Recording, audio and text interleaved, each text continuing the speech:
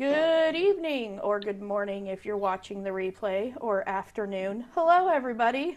Welcome to the February 23rd edition of Live Hangouts with us, Cascadia. I'm here tonight with Kelly Johnston, seller performance guru extraordinaire, and some random dude. He kind of helps run Cascadia. We don't know who he is, but he asked to talk tonight, so we'll let him. Tonight is actually part 2 of our 3-part series on branding and Amazon fulfillment. I mentioned this last week. I was lucky enough to visit a fulfillment center in Kentucky a few weeks ago and wanted to share what I learned from that in the context of how fulfillment affects brand owners.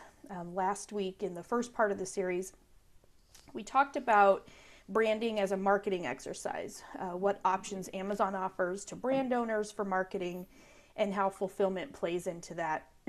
Today, for part 2, we will deep dive the operational aspects of being an Amazon seller with a brand, and how Amazon's fulfillment network impacts brand owners who use it.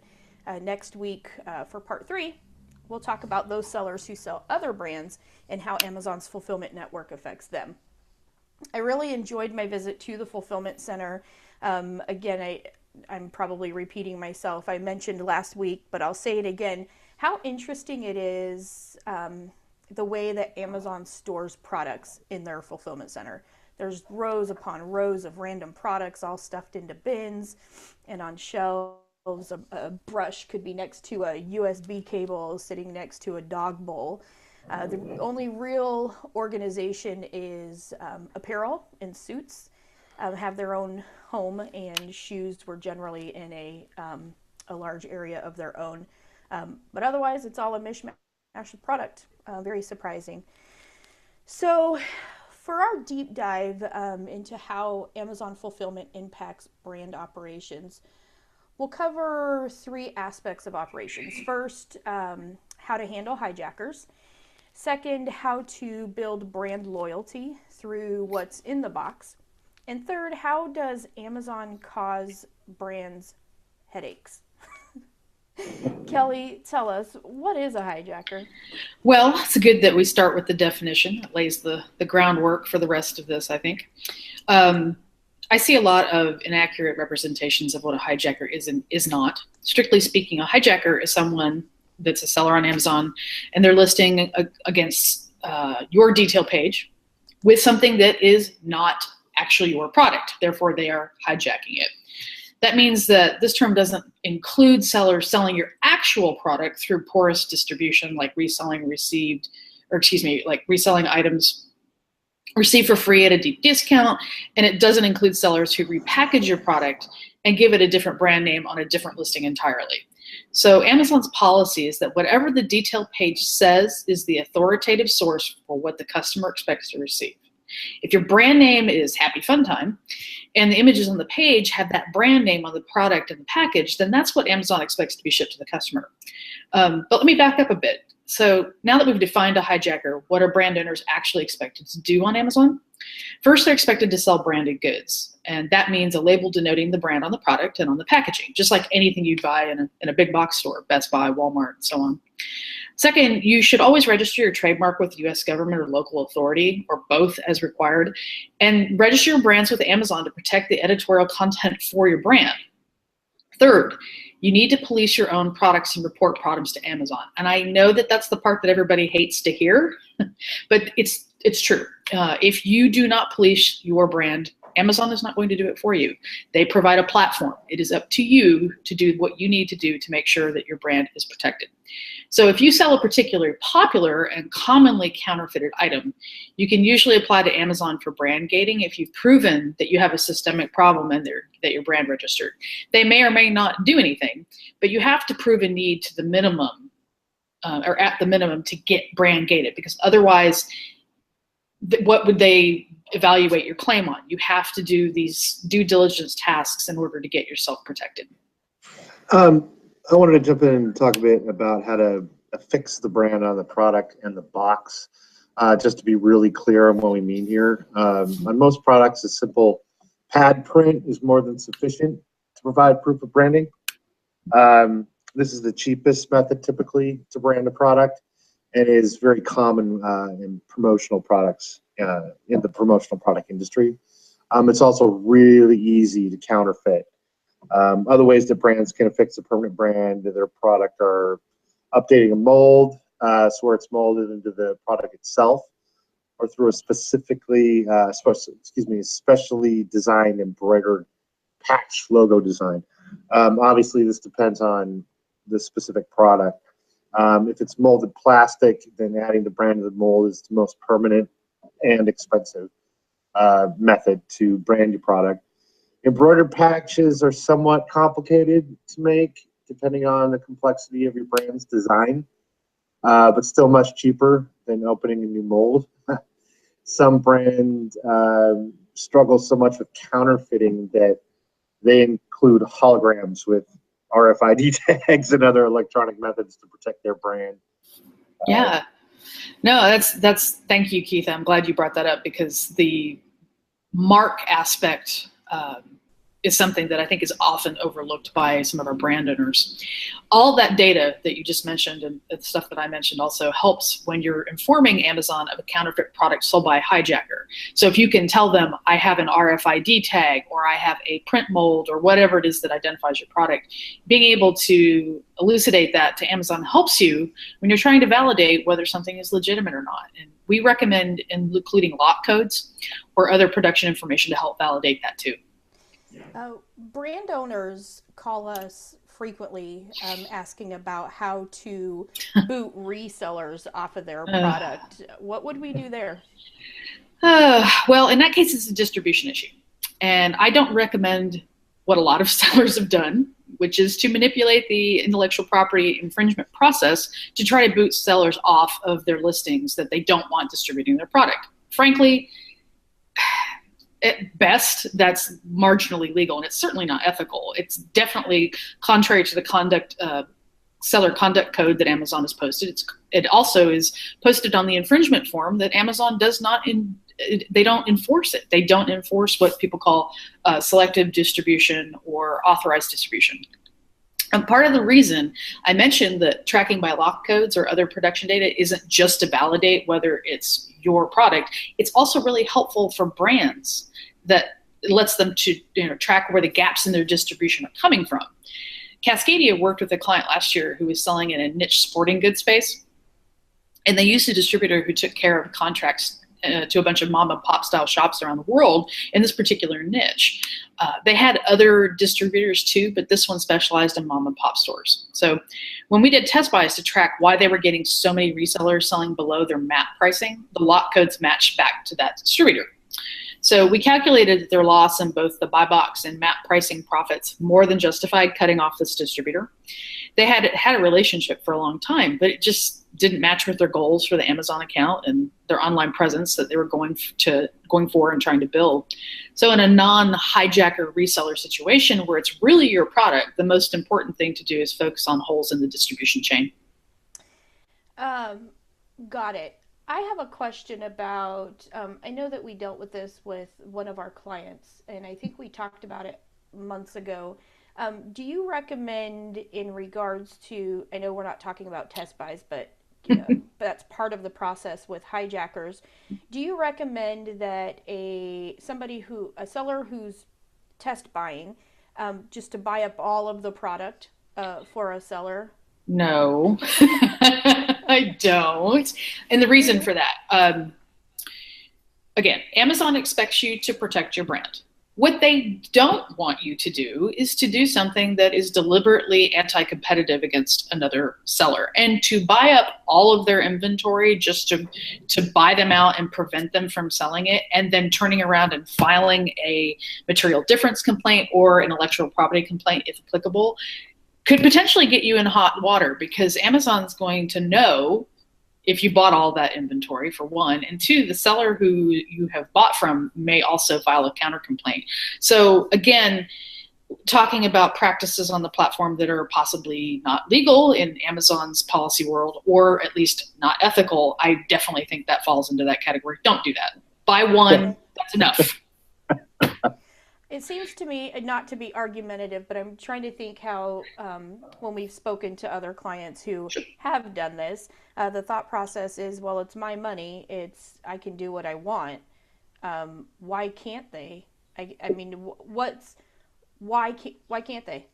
Why Well, can't there's they nothing. buy up everything? There's nothing stopping them. But the point of it is that if, let's say, I sell, I don't know, wallets, leather wallets, and I have my own unique design and all of that fun stuff, and I see someone listing against my product and they have, 30 in stock or whatever of my particular wallet, which happens to have Godzilla on it because that's what I like.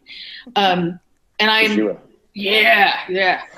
However, if I buy all that product and then I don't do anything with it, I don't file a complaint, I don't say anything to the seller, yeah, there's nothing stopping me from doing that. And now I've just won my little war and taken that seller off the listing until he gets more stock. But what I'm talking about is specific to if they buy all of the stock and then turn around and try to file a complaint with Amazon, you're only supposed to do one item in a test buy. Buying up all their stock is deliberately anti-competitive, which is something that Amazon does not want. They do not want sellers manipulating the platform. That makes sense. Got it. Yeah. Got it. Yeah. Okay. So one of the things that was mentioned when we were at the fulfillment center was bin checks. I hadn't heard of this before. Basically, a bin check is a request to check the item in the bin and verify the product. Perhaps this is something that a seller could do? Yeah, I can chime in there. We use bin checks all the time for safety incidents and recalls. We were looking for specific features or issues that customers had complained about. If a seller wants a bin check, they could submit a request to seller support and ask them to do it. Unfortunately, sellers are kind of at the bottom of the food chain on this kind of thing, so it may not happen very quickly. But it's one way. It's one way to get the information on the product at the FC without filing a removal order. Yeah, that makes sense. Yeah. Yeah. So I just lost my train of thought. Somebody help me. Brand loyalty. Brand loyalty. Yeah. Sorry. Okay. Go, Jared. Thank you, Keith, for chiming in. Moving on to the idea of brand loyalty and how we can influence that with what's in the box. What's in the box? What's in the box? Where's the beef? I love Brad Pitt. I think we're telling our age here. What's in the box? What I mean by what's in the box is literally what the customer sees when they open the box. Yeah, this is an area that I work on a lot. How to develop great content and how to convey that to customers through what gets sent to them. The first thing that we always recommend including an insert that reflects your brand story and your brand image. Some of our clients are really serious and old school, and their literature reflects that. And some are super fun and chirpy, and some are really quirky and try to be completely different, kind of like how MailChimp uses chimps for all of their images and metaphors. You can choose something like that too. Yep, we get the rock on every time we send out a campaign. Awesome. Etsy does something like that similarly. When you list something, it's like, woo, you've done that. And I'm like, I don't need the encouragement. It's okay. I pushed for a turtle with Cascadia, but was shot down. So oh man, we could have said we were tough as shell. Wow, man. I thought that was going somewhere else very quickly. Told you. Sorry, Keith. I totally derailed you, but we were talking about when the customers open the box. Yeah, what happens with that? What are the goals there? Yep. When the customer opens the box, there's two main goals. One, the product should be packaged safely through the enough to arrive intact. So we recommend I always have a hard time saying. Frustration-free Frustration-free packaging. FFP designs. While FFP certification is no longer available to sellers, the principles of FFP, meeting ISCA 3A, B transit testing, the packaging testing includes drop testing and rattling around on a platform to simulate air and truck travel. And being fully recyclable and low effort to unwrap is something we encourage our clients to follow. This is in large part because the fulfillment centers are shell on packaging. Most standard packaging falls apart and the products are damaged in transit. So that's the first major point. Second, there should be an insert that adds value in some way. Depending on the product, that could be a recipe booklet, or it could be a safety and warnings guide, or something more tongue in cheek. For a computer, I got a computer or my tablet last year, and the insert that came through was very specific to that company. And I know that we talked about this before. It showed immediately, hey, are you happy with this? If you're not, we're standing by to help you fix your problem. And it had their logo and had contact information, how to leave feedback, all that kind of stuff. So yeah, that's a huge value add, because that may often be one of the first questions that somebody has if there's a problem is, how do I find you? Right. Yeah. Yep. I mean, from my standpoint, just as a buyer, it just adds validity to the company, to the brand you're buying. Because when people are buying online, a lot of time it's very point and click and robotic. And when they get products that actually have a personality to them, it kind of sparks something in their mind, especially the more creative and personable. Right. So back on track. Basically, the content, it has two purposes, and we mentioned this. First is to inform and prevent customer complaints, impress them, give them a place to, find us. And also, like I said, is to help kind of build a community or a group loyalty around the brand, making the brand something to celebrate. Right. As a brand owner, you can include your website on the packaging and in your literature, and you can include hashtags, not real, not just for brand registry purposes, but an actual website where you drive traffic by Google Ads or other search engines, and a Facebook page. Depending on your product, Instagram or Pinterest might be good additions, but we personally find that Twitter isn't as helpful for new brands, just because of its use. It's very content. It's more about intellectual content as opposed to visual. Yeah. Right. Yeah. It's very millennial. I think also very specific products would be successful on Twitter. Like Cards Against Humanity has leveraged Twitter really well, but that lends itself to the game, and I think that's extremely unique. But I definitely agree. I don't think Twitter has helped many of our clients, whereas Pinterest for some and Facebook for others have been very useful. Yep. But I mean, the overall concept of using social media and your website to build, again, a community around the brand is extremely important. If you sell kitchen items, a recipe club is an obvious choice.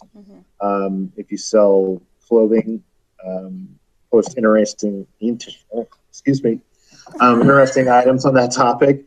If you sell turtles, maybe talk about their shells. Shells. The tanks and the proper plants. The turtle community. If you sell children's products, you can talk about their use or safety or something else that adds value for your customer. Yeah, and I just want to jump in here because this is where we start to edge into my little world. I want to make sure it's really clear that while it's permitted to include your website and hashtags, it is not, not permitted to redirect traffic off of Amazon. So what that means is the website needs to be listed, but not with a call to action statement. Like, if you go to our website, it's cheaper. Here's a coupon code, which is exactly what I got in an order today from a seller. It was packaged beautifully. It arrived on time. It was pristine. And inside was, hey, here's how to contact us at our website. And by the way, here's a coupon to buy from us on our website. Not cool. Yeah, Come to our house. Somebody's in trouble. Yeah, exactly. You should send me that so I can reach out to them and offer some of our expertise. That's a brilliant idea. I happen to have it. I will take a photo for you. But no, any coupon code. You don't know it yet, but we're coming for you. No, any coupon codes that you offer to buyers need to be redeemed on Amazon, only on Amazon. Amazon is providing the platform and has invested significantly in it. So they do not want you diverting, AKA sending traffic to other places. But you can take traffic from your website and direct it to Amazon. Correct. And that's a good call out. And I think people, and I think people need to remember that. The other thing that you can do, and I get this question consistently from clients, you are permitted to put links in your emails that you send through the buyer-seller messaging system to your ASINs or to other links that are on Amazon within the ecosystem. You're totally okay to do that. There's no reason why you cannot redirect traffic through that. Thank you, Kelly, for always keeping us grounded or bursting our bubbles. I'm not sure which. Both. Sometimes both. I know that there's been a lot of talk about what goes right. Where does Amazon FBA cause problems for our clients, for sellers? Okay. Yeah. Where doesn't it cause problems is We're more limited actually to a few more minutes. So I know. Okay. So my day-to-day is completely consumed in worst case scenario triage, truly. Basically where all of the failure points that got us to a listing suspension or account suspension just coalesce into right there. So I'd say the number one thing clients fail to do regarding fulfillment centers is take into account just how hard they are on packaging, as Keith was talking about. We get so many complaints about inauthentic or used, sold as new, or not as advertised, and it literally boils down to packaging fails. I worked on an appeal earlier today for a lovely, lovely product that had clear and multiple complaints that buyers were getting the product open, that the seal was failing.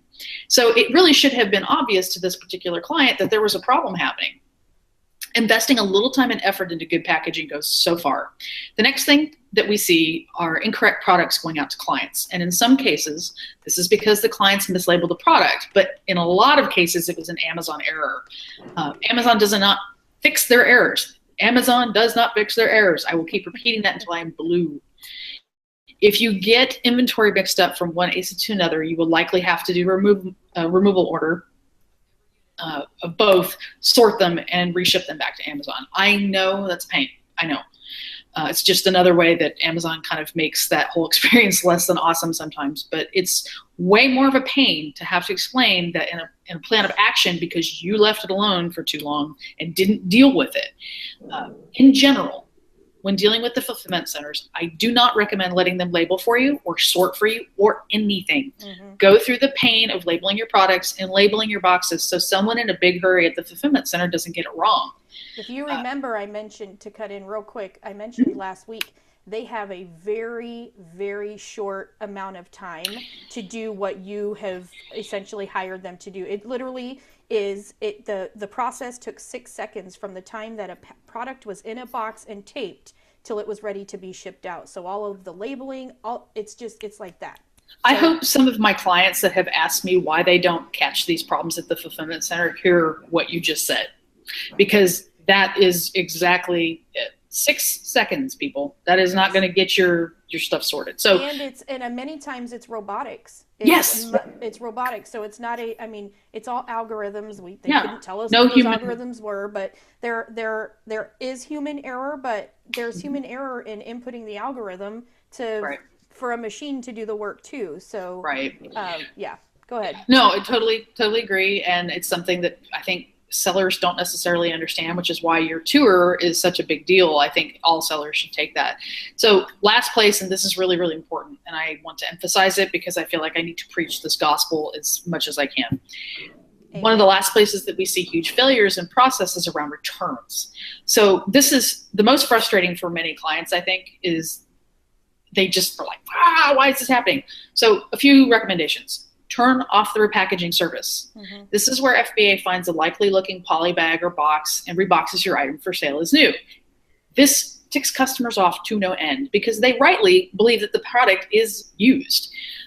Second, it's the distinction of the individual Amazon employee handling returns that determines whether your product goes back into inventory, not the designation of the customer. Yep. So again, human error and perception. This is because Amazon knows full well that customers will call things defective when they're not to have postage paid in return. What it also means is that items that are internally defective may be placed back in inventory and resold because the returns associate can't tell there's a problem. Right. If it's electronic, they're not pulling it off of the conveyor belt and plugging it in to see where it literally. And we asked this at the fulfillment center, who's making that determination? What goes into it? And they couldn't tell us all of the details, but we watched the process. There was a small return area for the place that we were at, the center that we were at. And they will pick it up and they will look at it at all sides. And if it looks okay, how can you possibly know that a hairdryer was or was not defective by simply looking at it? It looks great. So they repackage it, send it back on to somebody else, and it's defective. It doesn't work. I know. And Keith, weren't you working on something similar like this with another client? Before. Yeah, we were just working on, it was a problem with returns recently with that client. And they actually stickered over the opening with an authenticity sticker. And Amazon put it back into inventory with the seal broken by a previous customer. So now, the new customer, it was sent to thought they were getting something used. And it's super frustrating. And on the subject of stickers or inserts or any other authenticity notification, got to make sure that it's proofread before you print and send. Amen. There's nothing more guaranteed to cause suspicion in your customer's mind than a misspelled authenticity card or sticker. Right. Yeah, just one thing I want to mention here. If English is not your native language, please hire someone with that expertise before you have them do the inserts or any of that. For that reason, because those misspellings can take the authenticity right out of the whole thing and you're back to square one. And it could very well be authentic, but there's a stigma and with consumers that if it's not written in a traditional English language or, the American English language, that, if you're missing common letters or common words rather, then the assumption is that it's not authentic. Well, and there's a reason for that, though, because there's extensive data from various entities that have done studies that show a lot of the flaws that you can detect in a counterfeit item do pertain to misspelling. Yes. So even if it is a legitimate product, you are setting yourself up for problems. Yes, indeed. It points to, like you said before, it's not as uncommon as you would think. And I would just say as a general comment that we're really hoping to see some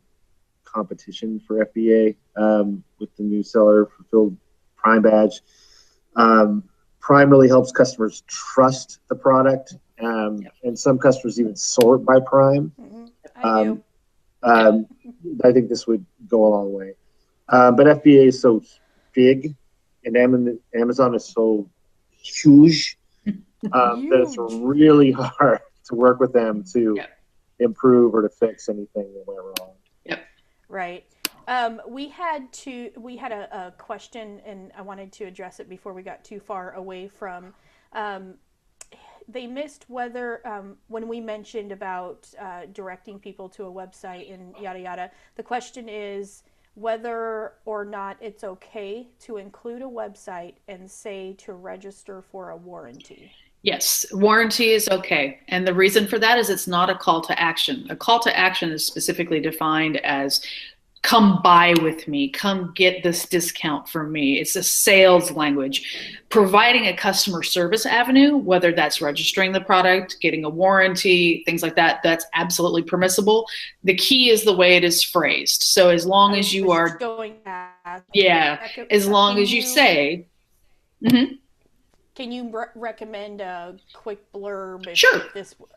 with this specific question in mind? If somebody purchased something and they needed to, they wanted to tell them to register for a warranty, what would you recommend that they say? I would say something to the effect of, go to my website, www.mywebsitehere.com, to register your product and learn about the specific features. Also, if you have any additional concerns or questions, we can be reached at, whatever your CS email is. Basically, it's the phrasing just has to be around service. Okay, excellent. That makes sense. All right, so what I was most hoping, I'm getting back to the topic of Didn't you say we had tonight. 2 questions? I thought you said there were 2. Nope, just one. Oh, okay. Well, it was worded if it was okay to include a website to register for a warranty. Gotcha. So, Gotcha. Yes. Sorry. What I was most hoping to see when I went on the tour of the fulfillment center was in regards to the returns. And I was told that there's only a couple of actual return fulfillment centers in the Amazon network. The one that we were at was not one of them. However, I did learn, I mentioned just a little bit ago, they had an area, sometimes products are somehow returned to the sending fulfillment center. Sorry. Oh, yeah. Sorry. I don't drink, but perhaps I should. Yes, that might make it easier. We're trying to be professional here. We are. Before I get back to what I was talking about with the fulfillment center, we have 2 more questions. Of course. Somebody would like to know how to get rid of piggybackers on an ASIN generic. Okay, sorry, I had to translate what that word was. How to get rid of piggybacker on ASIN generic or non-branded fine jewelry. Oh. And Kelly. Okay, so I think we're using piggybacker in the same way that we are using a hijacker. Hijacker, yes, that's how I'm perceiving it. And I apologize because my brain just went in 12 directions trying to interpret what that actually means. But if I'm understanding, we are talking about a generic item in jewelry where more than one person is listing against it. Correct. Okay, if by definition that item is generic, how in the world can you possibly justify trying to get another seller off that listing? Because, and I say this not being smart alecky entirely and not being facetious, there are many sources for products that are used by multiple sellers. If this item is one of those that's being sourced from a particular manufacturer and it is identical, how in the world is someone piggybacking on a listing?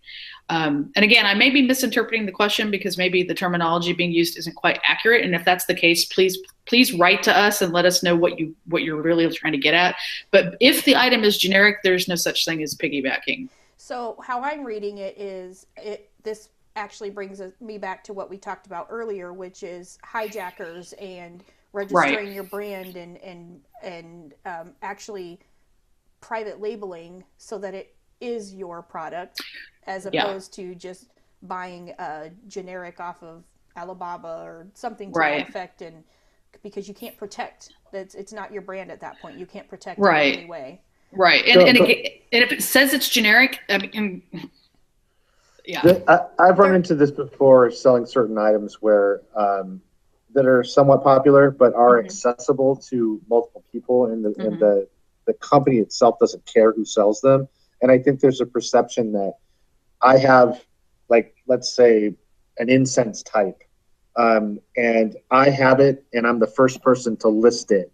And then 15 other people come along. I somehow have this perception that I'm entitled to that listing, and it's not the case. If it's a amulet or a battery of some kind, well, that might be something that isn't, dangerous.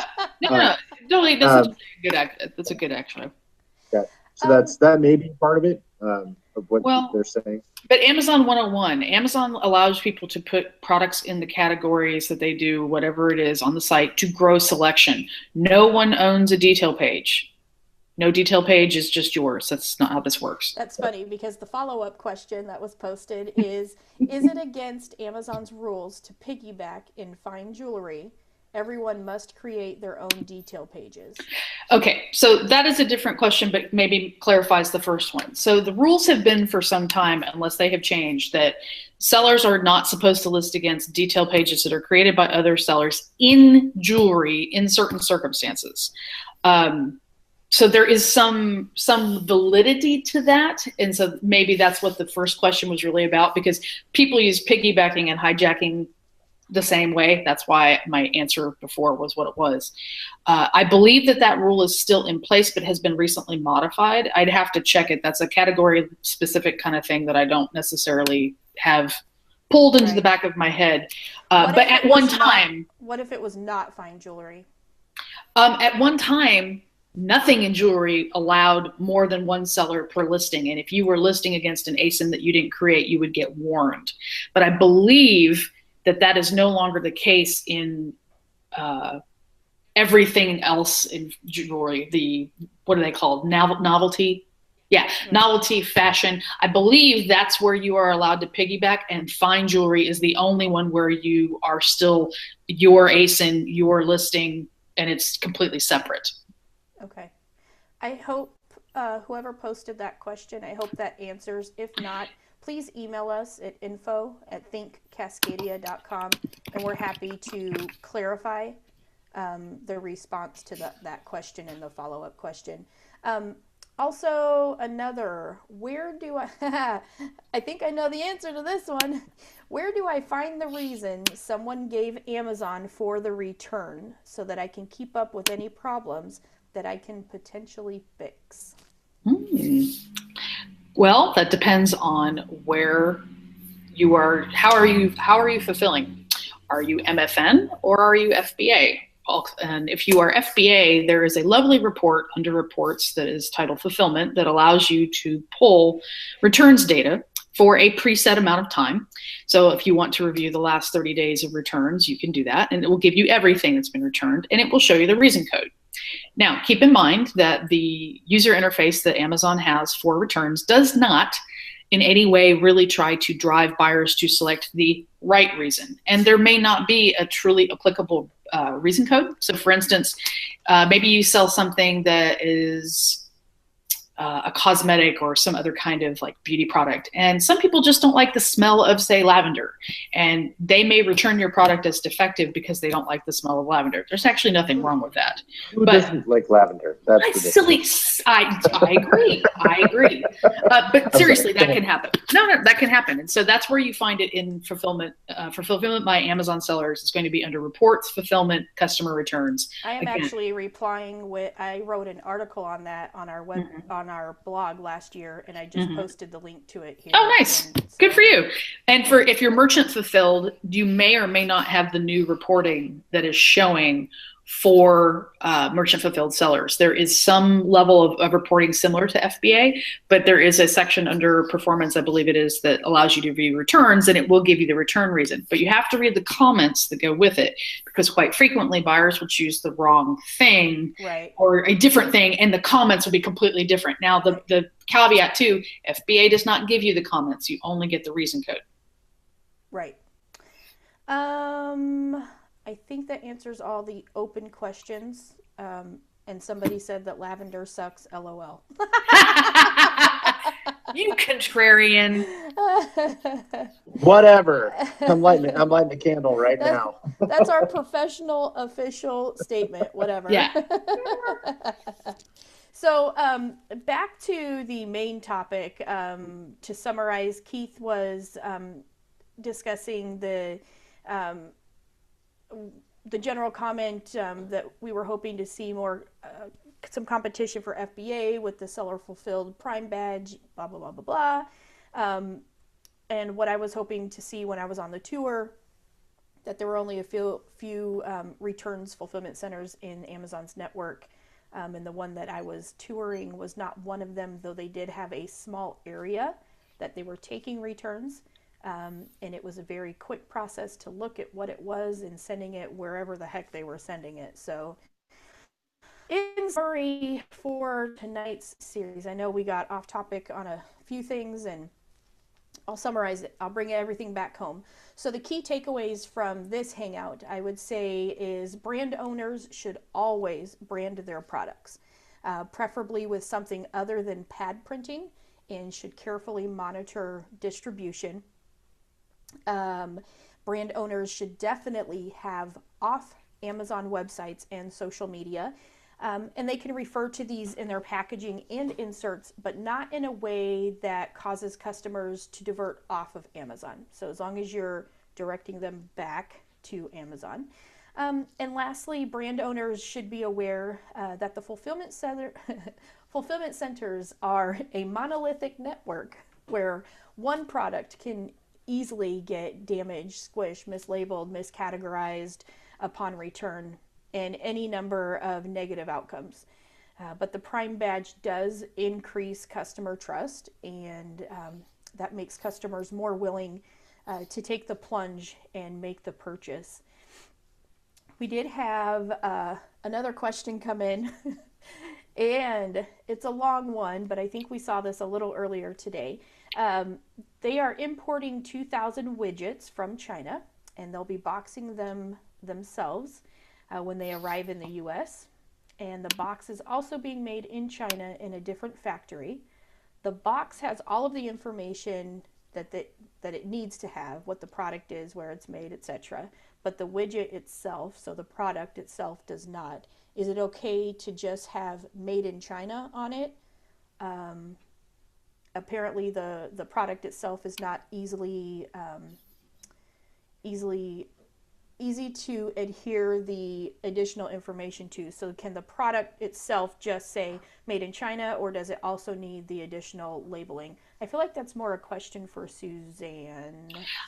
Yeah, that sounds like a Suzanne or Jennifer question, in fact. Yeah. Okay. But I do believe that the answer is that individual units have to be labeled with the COO or the country of origin. So as long as the product, I'll get clarification for whoever posted this question. I will get clarification on that, and I think I know who this is, so I will message you back. And if you did not ask this earlier today on our Facebook page, please tell me it's not you. Yeah, no, but I do believe the country of origin does have to be on Right. individual product, and that's actually a great topic for Jennifer to talk about the next time she's on the show. Absolutely. I think we're going to be talking a little bit about that next week as well. Awesome. So, did y'all have any other? I summarized and then we went back to questions, so I just want to make sure I haven't missed anything. No, I don't think so. I think Keith and I covered our respective areas pretty well, and I think you summarized the big takeaway, because again, we are talking about brand owners and how they interact with the fulfillment centers. So. Right. So as always, we thank you so much for joining us. We really do enjoy doing these Hangouts every week, and hearing from clients, non-clients, the random questions. I know I always say post your question regardless of topic or subject. Somebody asked me about my hair recently. I was just going to ask you about your hair. My hair is horrible because I'm growing it out, so that takes a while, and it never is going to look the same on any of these Hangouts. That has absolutely nothing to do with my ability to do my job. Kelly, we should all wear wigs, like different colored ones. My hairstylist would love for me to, or extensions, but my hair is crazy because I'm growing it out. Be prepared for crazy hair for about a year. Anyway, we enjoy doing these, and we have a really good time. Send us your questions. You can send them ahead of time. You can post them to us during the live show. You can email us, always info@thinkcascadia.com. We're on Facebook at Think Cascadia. You can always call us, 206-202-0222. You can reach us on Skype at Think Cascadia. We'll also be, I almost forgot about this. Kelly, you and Keith will be present at Sellers Conference, formerly known as SCO, in Philly in a few weeks.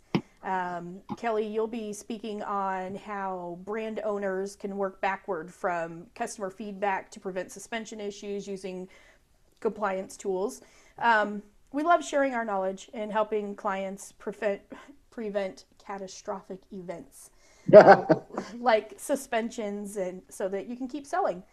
We love to have you here and appreciate you joining us. And we'll see you next week, same time, same place, for part 3 of this super awesome series. We'll see you next week. Bye, everybody. Bye.